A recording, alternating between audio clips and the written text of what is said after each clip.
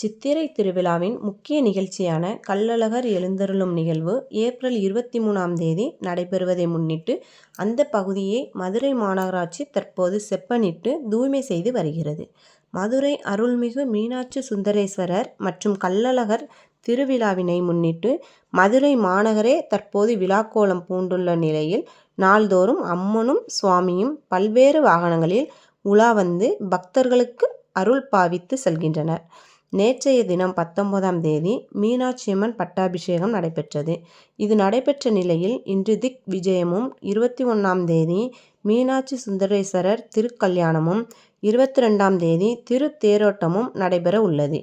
இதற்கிடையே வருகின்ற 21ஆம் தேதி கள்ளழகர் அழகர்மலையிலிருந்து மதுரையை நோக்கி புறப்படுகிறார். ஏப்ரல் 22ஆம் தேதி மூன்றுமாவடி அருகே பக்தர்கள் எதிர்கொண்டு அழைக்கும் எதிர்சேவை நிகழ்ச்சி நடைபெறுகிறது. சித்திரை திருவிழாவின் சிகர நிகழ்வாக கருதப்படும் கள்ளழகர் வைகையாற்றில் எழுந்தருளும் நிகழ்ச்சி ஏப்ரல் 23ஆம் தேதி காலை 5:51 மணியிலிருந்து 6:10 மணிக்குள் நடைபெறும். இதில் மதுரையின் பல்வேறு கிராமப்புறங்களிலிருந்து மட்டுமின்றி தென் மாவட்டங்களிலிருந்தும் லட்சக்கணக்கான பக்தர்கள் பங்கேற்பர். கள்ளழகர் தங்க குதிரை வாகனத்தில் ஆழ்வார்புரம் ஆல்பர்ட் விக்டர் மேம்பாலம் அருகே வைகையாற்றில் எழுந்தருள்வார் என்பதால் அந்த மறைக்கும் பணி உள்ளிட்டவைகள் மும்முரமாக நடைபெற்று வருகின்றன. கள்ளழகர் இறங்கக்கூடிய தண்ணீர் தொட்டியும் தற்போது சீரமைக்கப்பட்டு வருகிறது. செம்மண் சரளை கற்கள் கொட்டப்பட்டு ஜேசிபி மூலமாக அவ்விடம் சமதளமாக்கப்பட்டு வருகிறது. தற்போது வைகை ஆற்றில் தண்ணீர் குறைவாக உள்ள காரணத்தால் இதற்காக வருகின்ற ஏப்ரல் 20ஆம் தேதி தண்ணீர் திறந்துவிடப்படும் என எதிர்பார்க்கப்படுகிறது.